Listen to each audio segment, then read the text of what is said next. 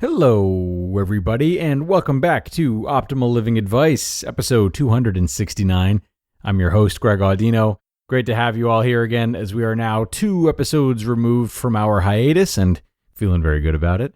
Today, we're going to take a look at a question that came in from a divorcee who's having a hard time getting her ex-husband off her mind, and because of that, also having a hard time rebuilding her life. So let's listen in, let's do what we can, and start optimizing your life.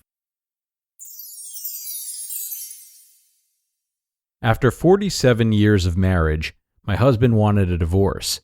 Having been divorced for 3 years, I'm struggling with finding any joy or pleasure.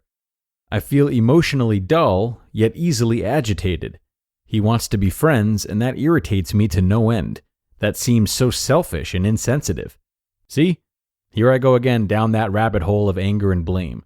I try to change the channel and think of ways to create a new life for myself. The effort to do so is exhausting and contrasts with how easily I can let him back into my thoughts.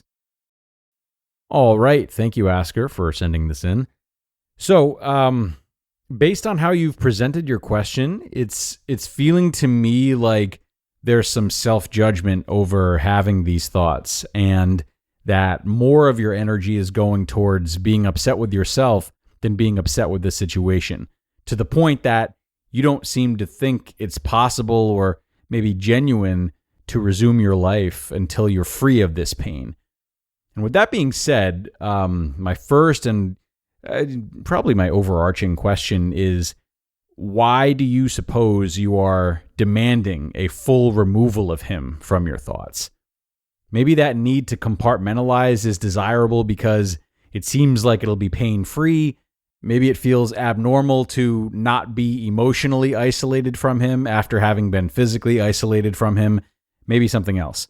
And maybe him trying to maintain a friendship plays a part, but even if he wasn't doing that, to eradicate such a big part of your life, to eradicate 47 years over a period of 3 years, seems like an extraordinary and unfair amount to ask of yourself. Like anyone, you have your own relationship to the ideas of anger and blame and what have you. It sounds like it might be hard or shameful for you to go out into the world with these feelings and expose them. That's just the impression I'm getting, but whether it's accurate or not, the truth to me seems to be that part of the adaptation you'll have to make is accepting him as part of your thoughts and not judging yourself for this. Now, this has been a lot. This is trauma. Divorce is trauma. You're allowed to go down those rabbit holes of anger and blame. Of course you will. And you're also allowed to do new and fun things, even if he is in the back of your mind sometimes. If there is indeed a strong self-inflicted demand for those thoughts to be gone, it's likely slowing your overall progress more than you think it is. So instead of waiting for these thoughts to evaporate or trying to forcibly remove them with methods bred from self-criticism, maybe we can work on reestablishing what those thoughts are and what influence they have over you. So, for example, you mentioned feeling that he's selfish and insensitive for wanting to be friends. Great to acknowledge that, first of all. But what else can we do with this? How can we either make room for other interpretations of his intentions, or more importantly, put the spotlight on your needs and wants and take a more active role? So if we're reframing his intentions, that might sound like he wants to be friends. Maybe he's having a hard time letting go. He wants to be friends. Maybe he's trying to care for me. Or if we're abandoning that speculation altogether, which we might as well, because his intentions don't really matter too much and it's not really serving you to think too hard on them. So in that case, maybe a more empowering interpretation would be something like, he wants to be friends, but that's not for me. So I'll set a boundary and not talk with him until I'm ready, unless it's about something vital or maybe not at all. And then you might also consider how these thoughts relate to your ability to continue on with your life. Do these types of thoughts have to prevent me from meeting new people, traveling to new places, or starting new hobbies? Is there anything inherently wrong with doing these things in spite of having some bad feelings or being in a bad mood? Is it possible that the activities themselves will inspire change rather than the other way around. So again, what it all comes back to for me, and what I would encourage you to reflect on, is why you're putting the pressure on yourself to go through all of this with a smile on your face.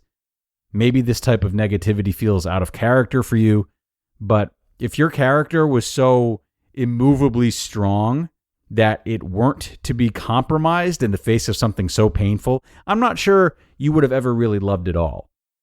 And to me, and I'm not speaking for everybody, I can tell you that if I happen to meet you out in the wild while you're trying to bring new meaning to your life, I would much rather see someone who is wearing their heart on their sleeve and just clearly digging through the mud to get their life together. And I would feel much more connected to that person. If that person showed up with a contrived smile, though, or just didn't show up at all, I would have no idea of who they really were, what they were really going through, and thus my ability to connect with them would be taken away. You want to feel connected just as we all do, and it's an especially powerful urge for you right now.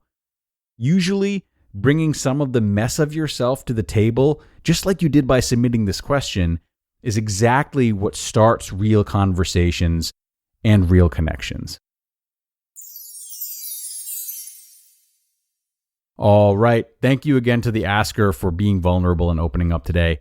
Thank you for trusting us, and I really hope this response today helped you. If not, you're definitely welcome to follow up and we can take a second look. And everyone else, you know that you are more than welcome to reach out as well. Now that we're back, we want to keep getting those questions, so please don't be shy. You can email advice@oldpodcast.com with whatever's on your mind, and I promise that you'll receive a response. We'd love to do what we can, and I'm sure others would love to hear your story and see you doing the work to make strides as well. That's going to wrap us up, though, everybody. Thanks so much for coming once again, and I'll see you in the next one, where your optimal life awaits.